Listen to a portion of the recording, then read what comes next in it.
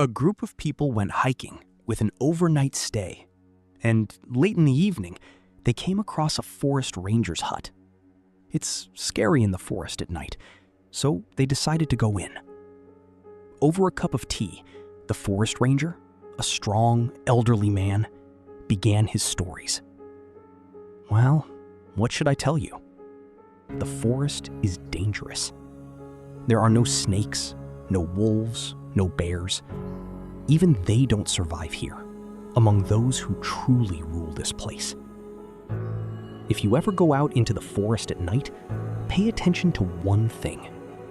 Sometimes, someone will be walking behind you. You walk, shining your flashlight, and suddenly, everything goes silent. So silent that even insects stop chirping. And behind you, beyond a tree, there's a rustling sound. You turn around. Nothing is there. You shine your light. Still nothing. But the moment you turn back, you hear it again. A rustle, as if something took a few steps closer. And then silence again. My grandfather used to say, under no circumstances should you wait for it to come closer, and especially, never look at it.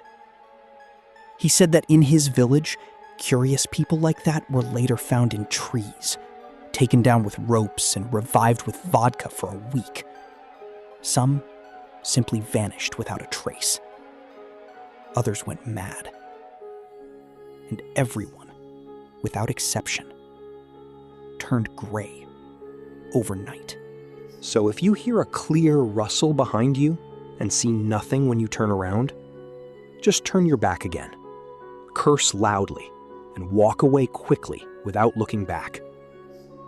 This forest is old. Many things have happened here. Soldiers have been seen here, those who never returned home from the war. But they are peaceful.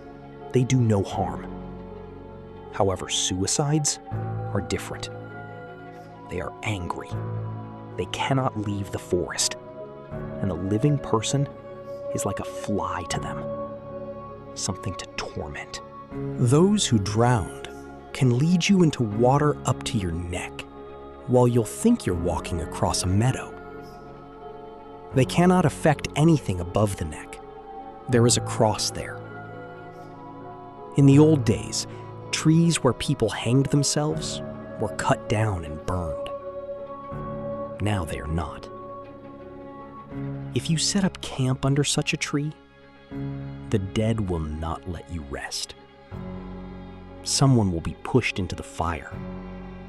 Someone will have a branch dropped on their head. And if you fall asleep, they might even start choking you by the nose. But those who died innocent or before their time, they are kind. If someone drowned in a swamp, they might lead a careless mushroom picker away from danger, show them a mushroom in another direction, or play like a squirrel in the trees, and the person will gladly follow. So remember, if you see an animal suddenly running right in front of you in the forest, it may be the soul of someone trying to save you. And there are many soldiers here. At night, when you are about to fall asleep, listen carefully. Sometimes they gather nearby. You can hear them singing songs or talking quietly. And if you see them in the evening, you can safely set up your tents there. They do not stay in bad places. But at night, you may even see their silhouettes between the trees when you're half asleep. And people can disappear into the ground here very easily. There are many swamps, and it's not always obvious. It has happened before. Two people are walking together, one steps safely, then turns around, and the other is simply gone, swallowed by the bog in a second. They say it was the water spirit who took them, and now they become restless spirits themselves. So never walk near swamps at night. Your eyes can deceive you, and solid ground can look like a meadow. And then then you were gone. As for this hut, I wouldn't recommend you sleep here.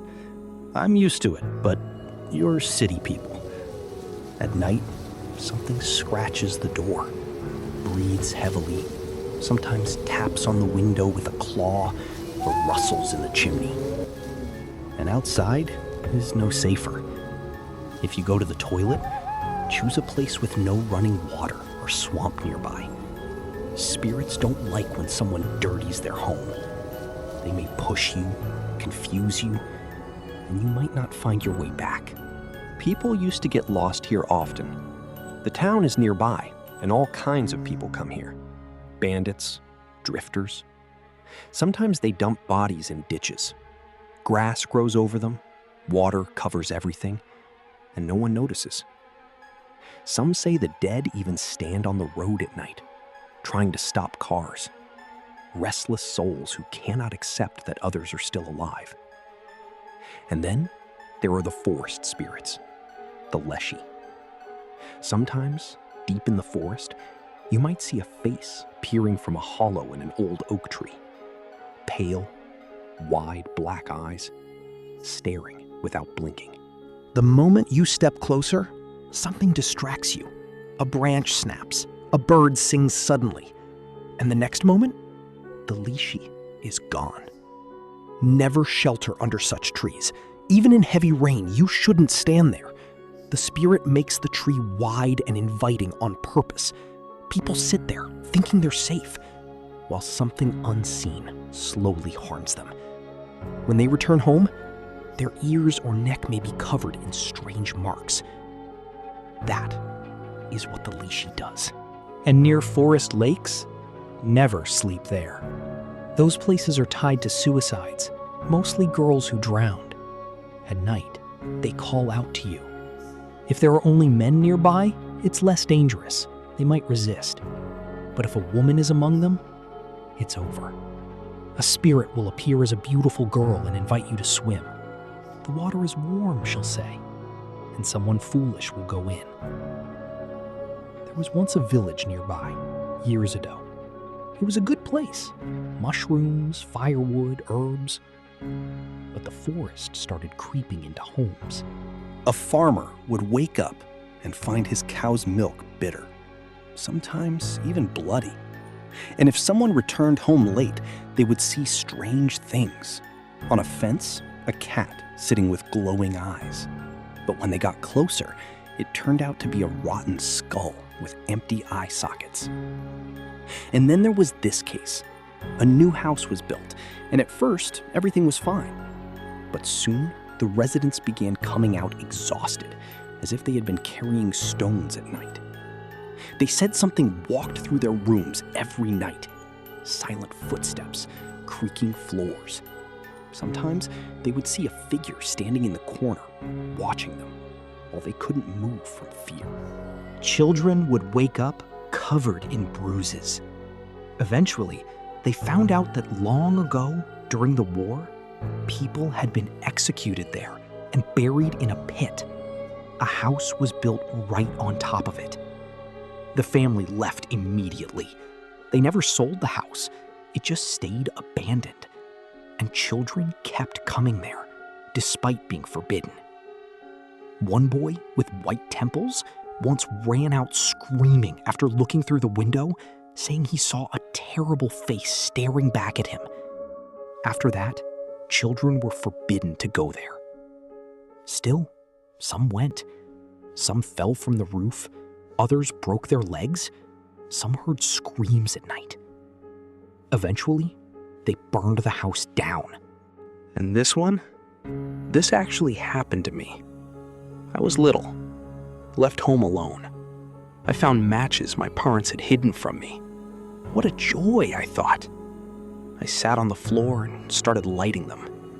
They would flare up for a second and immediately go out, as if someone was blowing them out. No wind, no breath. I laughed, lighting match after match, watching them die instantly. When I told my parents later, they said it was my guardian angel protecting me. And in houses, strange things happen too.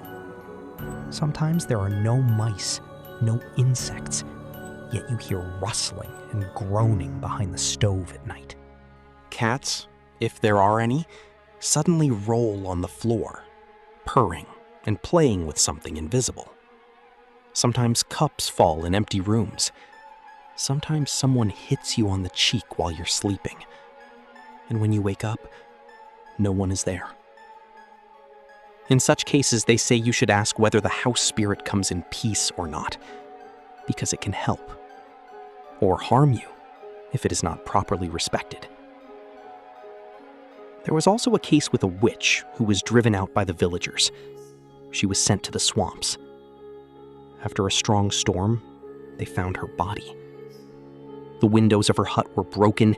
Everything inside was covered in black marks, as if something had been burned there repeatedly. And the woman herself died in a corner, frozen in fear. They say the forest has its own guardian spirits for fools and drunkards, especially harmless ones. There are many stories, too many to remember. For example, one man on Easter almost died when a wooden pole snapped and fell right in front of him. Not a scratch on him. People said it was his guardian angel. And deep in the forest, there is an abandoned village. Not even a village anymore, just a few burned houses, overgrown with trees growing through the roofs. No one goes there. Those who did said it feels wrong, completely silent. No birds, no insects, just the feeling that something is watching from between the broken walls. Old forests hold many things like that. So for newcomers like you, this place might not feel very comfortable.